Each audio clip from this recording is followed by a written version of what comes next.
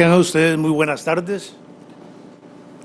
Vamos a iniciar la mesa redonda que lleva por título Contratos de colaboración de empresa, joint venture y contractual y corporativo.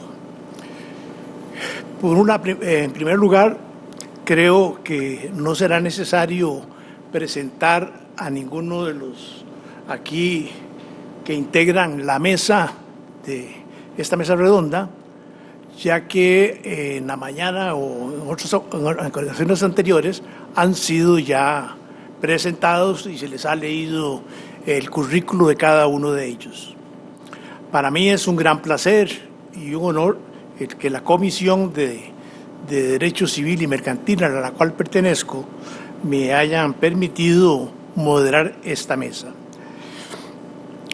A solicitud de los expositores, quieren desarrollar el tema en una forma interactiva y por lo tanto vamos a seguir ese método o esa forma de exposición. Vamos a contar 20 minutos para cada uno de los expositores y vamos a iniciar la mesa con la intervención de la doctora Pilar Bonilla. Muchas gracias, doctor, muy amable. Dada la generosidad de los que aún quedan en el auditorio, nos pusimos de acuerdo con José para hacer este último panel o esta última mesa redonda, pues un poquito más interactiva, un poquito más práctica. Vamos a tratar de ocupar entre los dos, entre 25 y no más quisiéramos 30 minutos. La presentación simplemente va a ser una guía de proceso de discusión con el objeto de poder tener más tiempo para discusión con el público en el tema de los contratos de colaboración empresarial. Y para tal efecto, la idea medular que tenemos detrás es el tema de la contratación mercantil y sus características. Y entonces aquí voy a empezar un poco hablando de la importancia que tiene la... Vamos a iniciar un periodo de preguntas. Vamos a permitir 2 preguntas por aquello del tiempo. Le damos la palabra aquí al doctor Álvaro Hernández, nuestro coordinador de la comisión. Muchísimas gracias, don Oscar. Una inquietud que tenía de la mañana, pero como tenía solo derecho a la pregunta y media, entonces me reservé ya para estas alturas del día y cuasi noche. Es una pregunta para Boteri. Le quería consultar a José en relación con la propuesta que ha tenido el derecho argentino desde la propia ley de sociedades comerciales sobre la razón por la cual en la Argentina, a pesar de la enorme y gran influencia que tienen del derecho italiano, porque es que en Argentina decidieron darle la personalidad jurídica a las sociedades a partir de la propia constitución del contrato de sociedad y no necesariamente, como suele ocurrir en nuestras regiones, a partir de la registración o matriculación de la sociedad, que en el caso nuestro es lo que le daría personalidad jurídica.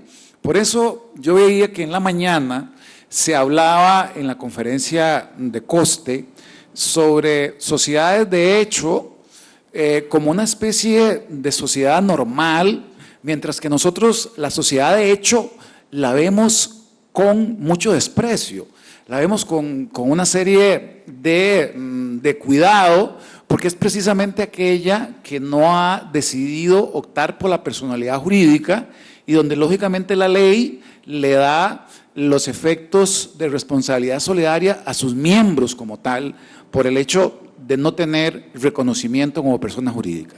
¿Eso cambia en alguna medida con el código actual o se mantiene igual? Bueno, El problema de la personificación jurídica fue en la Argentina una lenta evolución. En primer término, en la idea del codificador de Vélez Sarsfield, Dalmacio Vélez Sarsfield, en el Código de Comercio en particular, no estaba previsto que las sociedades de hecho tuvieran personalidad. Las sociedades anónimas, que fueron una gran innovación del derecho francés, que se traspoló al derecho argentino en el año 1863, la realidad es que su personificación comenzaba con la inscripción por el hecho de que, bueno, tenían un capital autorizado, tenían un capital a suscribir, una serie de situaciones. Ahora, con la ley 19.550 en el año 72, se incluyó el capítulo de sociedades irregulares y de hecho, y la jurisprudencia empezó a considerar que esta clase de sujetos que estaban siendo absolutamente desatendidos por el legislador, porque al igual que en el derecho costarricense, Isaac Alperín, que fue el redactor principal de la ley, había establecido que las sociedades irregulares o de hecho no debían durar, es decir, primero, como decía Diego, las cláusulas del contrato no eran oponibles entre los socios y cualquiera de los socios podrían pedir la disolución. No podían tener bienes registrales, decía el artículo 26, con lo cual era una situación muy especial y muy transitoria. Ahora, lentamente empezó a dárseles alguna personificación. Decían, bueno, esto es una persona jurídica, pero es limitada, es contingente, pero es una persona jurídica porque necesitamos resolver el problema de los terceros, necesitamos resolver el problema de, por ejemplo, los empleados que habían contratado con la sociedad y la celebración de algunos actos, sobre todo no registrales. Ahora, luego eso fue evolucionando y actualmente las sociedades de la sección cuarta, como decía bien Diego, son sujetos de derecho pleno, ¿verdad? Y lo cierto es que yo le escuchaba hoy a una de las expositoras que hablaba de la doctrina de la ficción y la verdad es que estamos frente a una nueva etapa, a una nueva era. Como les decía a ustedes, la digitalización completa de todas las operaciones de una sociedad nos lleva a otro estándar en relación a considerar que esto sea o no una ficción o sea una realidad material. Esta es la realidad. Por nuestra parte, yo entiendo que la personalidad o la personificación consiste simplemente en que varios sujetos sean uno solo a la hora de las operaciones. Un poco lo decía la doctora Estela, es decir, un centro de imputación diferenciado y punto. Ahora, el Código Civil argentino actualmente no hace ninguna distinción entre una sociedad regular y una sociedad irregular. Esa es la realidad. A la hora de considerarlo sujeto de derecho, es un sujeto pleno. Y la registración no va a agregar nada o no agrega nada. La sociedad puede subsistir un tiempo absolutamente indefinido y sus socios van a tener responsabilidad mancomunada porque se consideró que era el sucedáneo de la sociedad civil. Esa es la realidad. Entonces, ¿qué es lo que sucede? Los pequeños emprendimientos, el comerciante que por ahí tiene una familia que forma parte de un negocio chiquitito, bueno, actualmente en la Argentina puede sacar clave de identificación tributaria y va a ser un sujeto como cualquier otra sociedad. No hay ninguna distinción, pero fue una evolución. Creo que es positiva, por el hecho de, un poco lo que decía Diego, promueve los negocios. El derecho societario tiene que tender hacia eso, nada más. ¿Puedo agregar una cosa? Está el tema de la sociedad en formación también. Para evitar, como decía José, todo el problema de qué es eso que todavía no es persona jurídica, no nos gusta que exista, etcétera. La ley en la exposición de motivos reconoció que aunque la quisieron liquidar mediante la sanción de nulidad en el Código de Comercio, no pudieron evitar que esa red de negocios informales siguiera estando, ¿no? Entonces se le reconoció la personalidad jurídica a las sociedades de hecho y se las reguló de una manera bastante sancionatoria para disuadir su utilización. Pero para mantener la unidad de concepto de que la persona jurídica existe desde el momento de su constitución, había que hacer algo con las sociedades que firmaban un contrato constitutivo. Entonces, ¿qué pasaba con las sociedades que firmaban un contrato constitutivo hasta el momento que quedan inscriptas. Y ahí está el concepto de sociedad en formación, que es persona jurídica, pero que tiene una regulación especial en cuanto a los actos que pueda realizar. Entonces, determinados actos se pueden realizar, no hay ningún problema. Cuando se inscribe, los efectos del tipo societario se retrotraen a la fecha de la escritura que se constituyó la sociedad. Y si hubiera actos que no están dentro del estatuto y que no forman parte del objeto social, nunca van a formar parte nunca van a poder oponerse a la sociedad y van a ser de responsabilidad siempre de las personas que lo realizaron, salvo que la sociedad los acepte. Pero es toda una regulación específica para ese íter que está entre que se firma el contrato y la inscripción registral, de manera tal de mantener una coherencia con el principio de que la inscripción registral es declarativa y no constitutiva.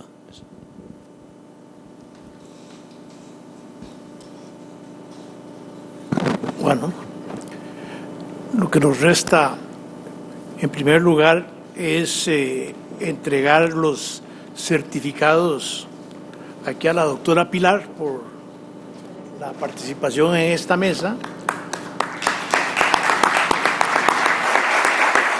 Lo mismo que al profesor doctor José Boteri. Agradecerles a ambos la disertación que nos han dado, las enseñanzas que nos han dejado acá, que han sido bastantes enseñanzas.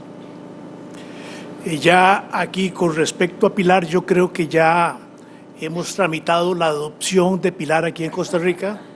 Falta nada más integrarla aquí al Colegio de Abogados, y yo creo que a partir de hoy vamos a iniciar la incorporación también de José Boteri para acá con nosotros, y lo seguiremos esperando acá para que también nos sigan ilustrando.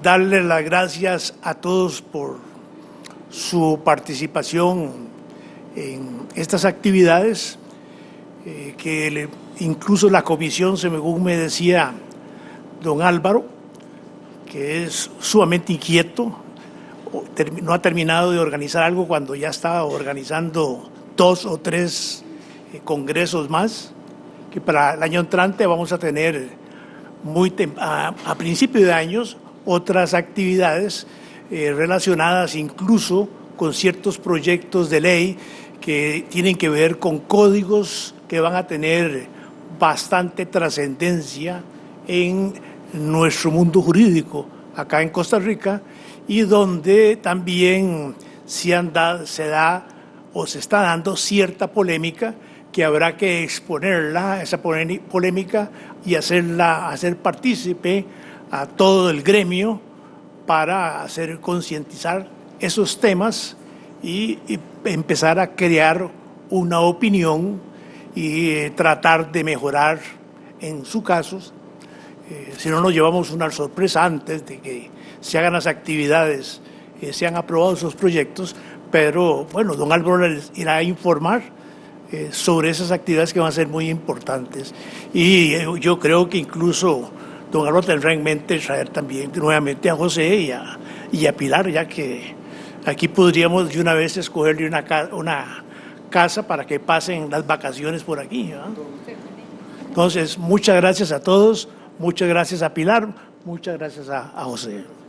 Bien, muchas gracias a a la Comisión Nacional de Defensa de la Competencia cuando se realizaba algún contrato de este tipo, pero la verdad es que la Comisión nunca puso ninguna objeción. Y por último tenemos el Consorcio de Cooperación, que estaba originariamente en la Ley 26.005 y ahora también está incorporado en el Código Civil y Comercial, que es, digamos, casi una sociedad, es decir, tiene una finalidad lucrativa, no es un sujeto de derecho, obviamente, puede estar en el tiempo con un plazo mucho mayor, y la idea es, digamos, casi un consorcio para exportar, es decir, la idea es que varias empresas o varios comerciantes se pongan de acuerdo en una organización común para desarrollar no solamente una operación determinada, sino un conjunto de operaciones determinadas. Esas son las 3 estructuras típicas que hay. Ustedes me dirán, bueno, esto sirve para el exterior, para desarrollar obras o servicios o fases internas, pero también tiene una utilidad muy especial. Nosotros lo usamos mucho, sobre todo la agrupación de colaboración, para aspectos internos de los grupos de sociedades. Uno de los problemas de los grupos de sociedades en la Argentina es que el personal de una empresa del grupo a veces presta servicios para otra empresa del grupo.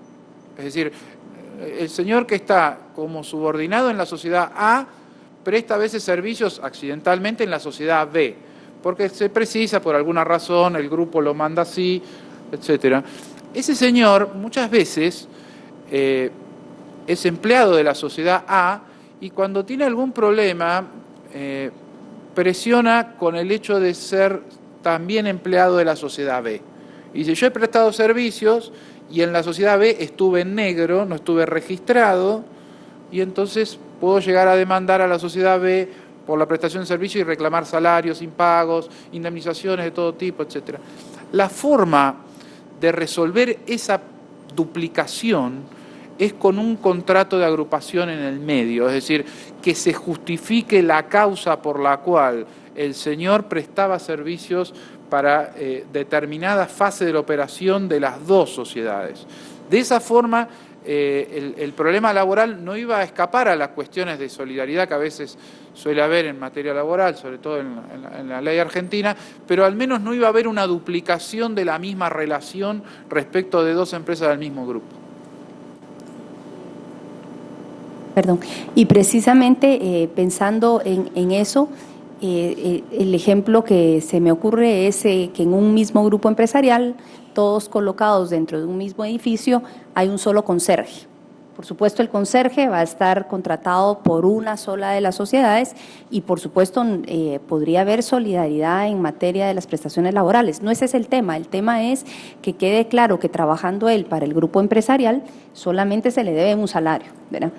Y pensando un poco en este tipo de figuras, para el caso de Argentina, pues me parece como muy evidente y mucho más fácil de pensarlo y utilizarlo, y que también los jueces tengan clara su aplicación porque están regulados. De alguna manera existe alguna regulación, pero lo que pasa en nuestros países es que, y me voy a adelantar aquí un poquito a lo que pasa en nuestros países es que no hay mayor regulación.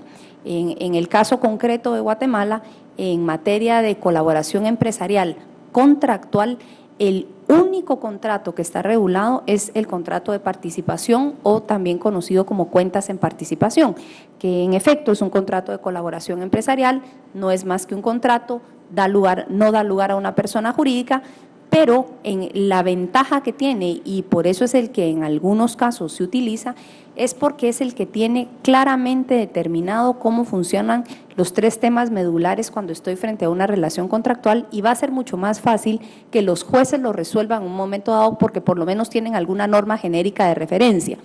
La primera es el trato fiscal, y es que en el caso de Guatemala el contrato de participación da lugar a un número de identificación fiscal independiente de las partes involucradas.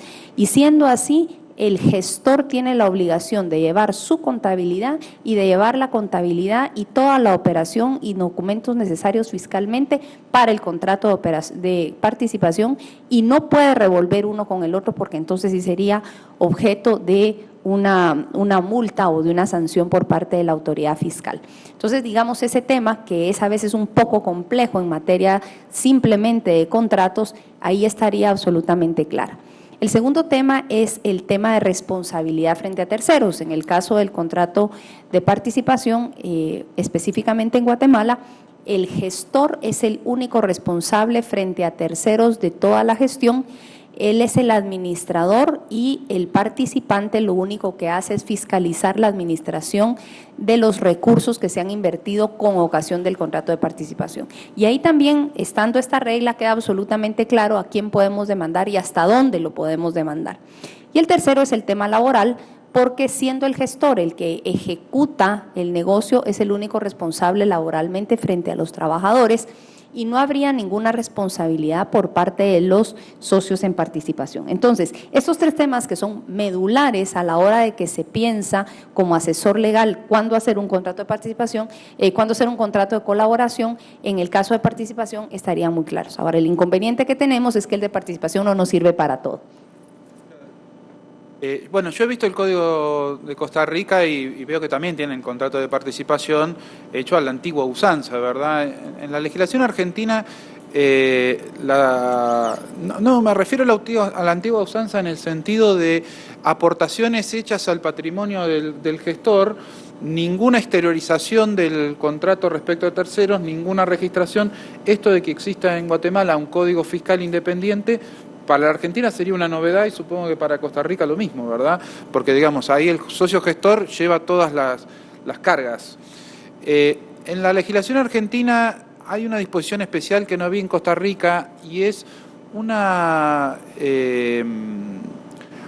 artículo expreso que dice que el socio partícipe limita su responsabilidad al aporte.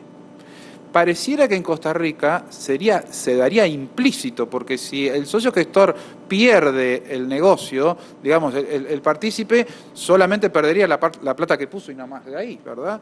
En la Argentina eso está precisamente establecido, e incluso está establecido también que si no hay autorización de los partícipes, el gestor no puede exteriorizar la identidad de estos. Es decir, la actuación ostensible frente a terceros del gestor junto a los partícipes los hace solidaria y limitadamente responsables. Ahora, si el partícipe dice, no quiero que manifieste quién es el que tiene la participación, ese anonimato debería ser respetado por el gestor y está tutelado legalmente. Eso es una cosa bastante interesante que permite además un manejo contable bastante particular. ¿Por qué? Porque las cuentas en participación pueden funcionar, como decía Pilar, pueden funcionar, digamos, con aportaciones hechas que van a ingresar en una cuenta y orden. El manejo de cuenta y orden es el manejar un patrimonio ajeno, ¿verdad? En una sociedad anónima va a ser un fondo especial, seguramente dentro del estado contable. Ahora, si no está exteriorizada la relación, la plata en determinado momento, los aportes pueden ingresar y pueden salir como si fueran un préstamo y tener un trato fiscal diferenciado de acuerdo a cómo haya evolucionado el negocio al cierre del ejercicio. Eso es lo que nosotros hemos hecho bastante, sobre todo en materia de contratos agrarios, porque a veces, que digamos, no anduvo bien esto de la cosecha, y entonces esa pérdida puede verse reflejada de una u otra manera de acuerdo a si se llevara esto como si fuera una cuenta en participación o como si fuera un préstamo, ¿verdad? Esa es la realidad de este contrato en la República Argentina y bueno, es lo que tengo para aportarles, ¿verdad? Y esto nos lleva a saltar un poco al siguiente, que era el joint venture corporativo, que en este caso es un contrato de colaboración empresarial, pero sí da lugar a una persona jurídica. ¿Y por qué nos lleva un salto de una cosa a la otra? Y en efecto, en Guatemala existe una regla parecida a lo que señaló hace un momento José, en el sentido que el socio que participa, el socio participante, debe mantenerse en el anonimato a menos que él expresamente señale lo contrario. Y si él no se mantiene en el anonimato, dice la legislación, tendrá la responsabilidad solidaria e ilimitada en un momento dado con el gestor. Entonces, si él, como parte del contrato de colaboración de participación, él pide estar en el anonimato y frente a terceros únicamente el gestor es el que tiene la responsabilidad, en este caso el socio en participación lo único que hace es como un socio capitalista y el otro es un socio ejecutor. ¿Y a qué se parece esto? Pues yo siempre pienso que este es como el primo hermano que tiene apellidos distintos, pero al final es igual a una sociedad en comandita simple. La diferencia es que en la comandita simple sí tenemos una persona jurídica, es decir, sí se crea un sujeto de imputación jurídica. En la sociedad en comandita simple hay un socio que es el comanditado, que es el que lleva a cabo la gestión, que puede o no ser un socio industrial y que es el que tiene la responsabilidad subsidiaria ilimitada en cuanto a frente a terceros, mientras que el comanditario es el que pone la plata, no la puede administrar, pero sí la puede fiscalizar y su responsabilidad se limita al aporte. La diferencia estaría que en la comandita sí queda público quién es comanditado y comanditario a partir de los estatutos que se inscriben, mientras que en el de participación este contrato no se inscribe en ninguna parte. En el único lugar donde hay obligación de inscribirlo es ante la autoridad fiscal y con la única finalidad de que quede claro el número de identificación fiscal que tiene para los efectos del pago de los impuestos. Bueno, esto me lleva a otro lugar, que es hacia dónde va el derecho societario y hacia dónde va el derecho empresario en general. La realidad es que va hacia la digitalización completa. Es decir, dentro de no mucho tiempo, las sociedades no van a hacer una cosa muy diferente a un grupo de WhatsApp. Esta es la verdad. Es triste para los que nos gustan las formas y los contratos, pero lo cierto es, fíjense ustedes que la organización que nosotros tenemos concebida con una serie de libros, rituales, formas, etcétera, piensen en una digitalización total de eso. El libro llevado en forma digital, honestamente no hay mucho sentido para que los libros sean actualmente físicos. Lo mismo sucede con los contratos. ¿Cuántos contratos por internet están habiendo? Cada uno de nosotros ha comprado en Amazon y ha comprado en otros lados. Bueno, pensemos en contratos de participación, consorcios, sociedades hechas de ese modo. ¿Hacia dónde va esto? ¿Hacia asambleas que deliberan en grupos de WhatsApp? ¿Hacia dónde va? Lo cierto es que creo que va hacia una digitalización total. Es decir, todas las formas y estructuras que nosotros veníamos arrastrando del pasado con su rigor, y la realidad es que lo único que se necesita es un tercero de confianza que dé fe respecto de la realización de ciertos actos, pero digamos, desde el punto de vista material, cualquier negocio va a poder desarrollarse en forma transitoria con un par de correos electrónicos que se crucen y un contrato firmado en firma digital, como decía el doctor aquí que me antecedía. Bueno, no veo por qué no vamos a llevar a cabo los temas con certificación de firma digital y terminar con todas estas inseguridades. Y lo cierto es que esto va a ser así. Y la globalización nos va a conducir cada vez más a eso y a la internacionalización de las operaciones, es decir, a la posibilidad de que se desarrollen una o varias operaciones transitorias muy cortitas con intercambios de información digital en 5 minutos y que ese contrato sea válido y eficaz para las partes, aún sin firmas, aún sin escribanos, aún sin registro alguno. Creo que vamos hacia eso y que la práctica nos va a conducir tarde o temprano hacia ese destino. Lo único que podemos pensar, como decía Galgano, es que si esto va a ser un despotismo, por lo menos que sea ilustrado, ¿verdad? Es decir, tratemos de que los contratos y las formas, por lo menos en forma electrónica, sean llevados de la manera más prolija, ¿no? Esa es la realidad. Y en tal sentido, es parte un poco del aporte que queríamos dar en materia de joint venture, porque los contratos de joint venture como colaboración empresarial, los que deberían de tener mayor ímpetu hoy por hoy en nuestros países deberían de ser los joint ventures contractuales. Es que hacia ahí es hacia donde debería de moverse, porque en el corporativo volvemos a caer, tal y como están nuestras legislaciones, en todo el tema de que hay que hacer un estatuto. Y entonces, pues recién me enteraba ahora en el café que en Costa Rica los contratos en materia corporativa, primero está el código y luego los estatutos. Entonces, obviamente pueden tener estatutos de 3 páginas, porque claramente lo único que hay que hacer es reconocer todo lo que está en el código y no hay ningún problema. Yo le comentaba al colega con quien me senté durante el café, que me decía, pero es que en Guatemala los estatutos sociales pueden tener 20 páginas. Y yo le decía, pues sí, el que lo hizo mal, pues porque copió el código, pues es perdón, pero porque no estudió bien su derecho corporativo. Pero la razón por la que nuestros pactos sociales tienden a ser largos es porque en Guatemala, y me parece que es como debe ser, porque al final es derecho privado, los pactos sociales son superiores al Código de Comercio. El Código de Comercio solamente aplica en tanto y en cuanto las partes no hubieran pactado eso. Por lo tanto, en mis estatutos yo pacto qué tipos de asambleas quiero, cómo las quiero, cómo funcionan las acciones, cómo se hace lo del capital, cómo pacta el capital. cualquier cosa que a usted se le pueda ocurrir, que quiero pactar, lo coloco en mis estatutos, y lo que no quiero pactar no lo coloco y simplemente aplicará lo que está en el Código de Comercio y ya se acabó. Entonces, el tema es, si yo en materia corporativa tengo tantas limitaciones y tantas normas que me obligan a seguir y a poner y a quitar esto, hacia donde va el mundo globalizado debería de ser a movernos a contratos de colaboración empresarial contractuales, y ahí el gran reto es el reconocimiento que se les haga, y que judicialmente, cuando el cliente nos haga la pregunta, y eso lo puedo ejecutar con toda tranquilidad como asesores legales, podamos decir, sí, lo puede ejecutar sin ningún problema y sin ninguna limitación. Bueno, un avistaje práctico del problema sería el siguiente. Imagínense ustedes, recordemos cómo eran las películas de Hollywood de la década del 60 hasta el 70. Muy fácil. Acuérdense que empezaban con el león de la metro, ¿verdad?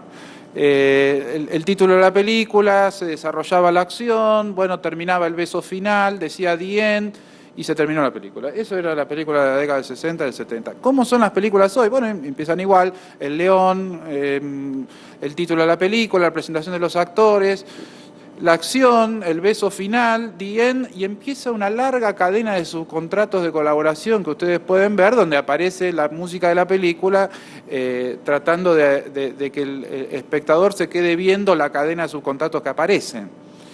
Es decir, ya las estructuras empresarias no pueden soportar los costos de tener a todos los directores, a todos los actores, al casting, al catering, a los carpinteros. Es decir, toda la industria del entretenimiento viró hacia este modelo de contratación en donde una obra o un servicio es prestado por pequeñas unidades de negocio, cada una con muy poco personal, cada una con una altísima especialización.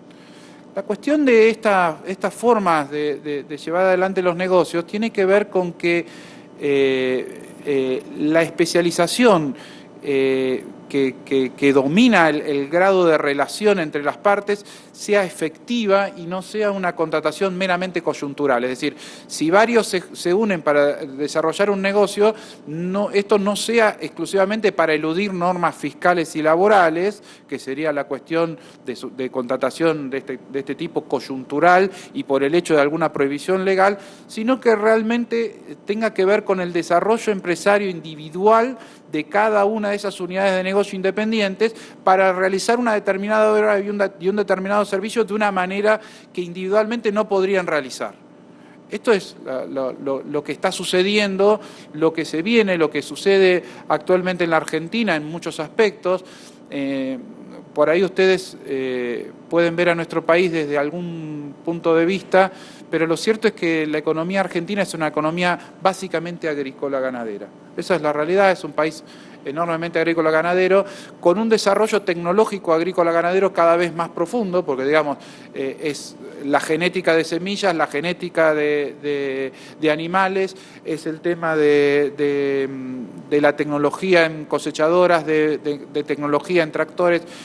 Esa es realmente la potencia de nuestro país, y en eso nadie puede tener por sí, sobre todo el pequeño productor, el capital suficiente como para comprar una cosechadora, como para comprar un tractor, etcétera. Entonces, lo que está sucediendo es que estas formas que estaban previstas para contratos comerciales se emplean para negocios agrarios, para negocios civiles, para tratar de resolver algunos de los problemas que se plantean en la economía en general. La verdad. Y el último tema es simplemente cuando se hacen este tipo de contratos, ¿qué aspectos son relevantes? Ya mencionó José dos de ellos que son fundamentales, es el tema laboral y el tema fiscal. Absolutamente debe quedar claro que no se hace la unión transitoria de empresas ni los contratos de colaboración empresarial con fines de evadir responsabilidades. Lo que debe quedar es transparente la forma en que se va a realizar una operación u otra, sobre todo porque en materia fiscal la autoridad fiscal no debe de presumir solidaridad en temas fiscales. Hay algunas situaciones en las que probablemente ocurra así, pero no todas son así. En realidad, en muchísimos contratos de colaboración empresarial que se llevan a cabo en el mundo a partir de la especialización que ocurre, es absolutamente posible definir quién paga qué y en qué medida se paga. Y otro tema que es fundamental es el tema de los derechos de uso de propiedad intelectual involucrados y relacionados con eso, y a partir de la intervención de hoy en la mañana de don Alejandro Vázquez, el tema de competencia desleal, es decir, no debe existir ningún contrato cuya finalidad sea o pueda interpretarse que caiga en alguna actividad que se entienda como de competencia desleal. De mi parte, eso es todo. Podría agregar alguna cosa más en respecto al tema fiscal. Supongo que sucede aquí en Costa Rica y lo he visto en otros países. En Argentina es muy común. Aquellos entes que no son sujetos de derecho desde el punto de vista de la legislación comercial o civil, muchas veces son sujetos fiscales. Pasó con la Unión Transitoria de Empresas en la Argentina, pasó con el fideicomiso también. No eran sujetos de derecho, pero la ley fiscal los personificó, obligando a los administradores a sacar un número de clave de identificación tributaria y a tener una serie de declaraciones, etc. Por eso, lo que decía la doctora Pilar es sumamente importante al momento de la redacción del contrato. Si los beneficios van a repercutir en cada uno de los miembros de la Unión, es necesario que eso esté perfectamente plasmado en el contrato para que no haya una doble imposición fiscal entre el fondo común que se crea entre los partícipes y los beneficios que estos obtengan. Entonces, en la medida que el Fondo Común Operativo responda nada más que a ciertas necesidades de administración limitadas para llevar adelante el negocio, este tema desde el punto de vista fiscal está más o menos en una situación manejable. Ahora, si el Fondo Común Operativo va a desbordar todas las previsiones y se transforma en un ente que luego empieza a retribuir dividendos, y bueno, ahí la FIP, en el caso argentino, tiene una injerencia decisiva y empiezan a repercutir una serie de impuestos, sobre todo de impuestos a las ganancias, que va a ser negativo para la Unión. Con lo cual, el consejo profesional que les puedo decir es que realmente al momento de redactar esta clase de contratos se deje establecido que los beneficios van a ir directamente al patrimonio de cada uno de los partícipes de la Unión de manera directa, como beneficio directo. Bueno, es eso nada más. Muchas gracias a todos.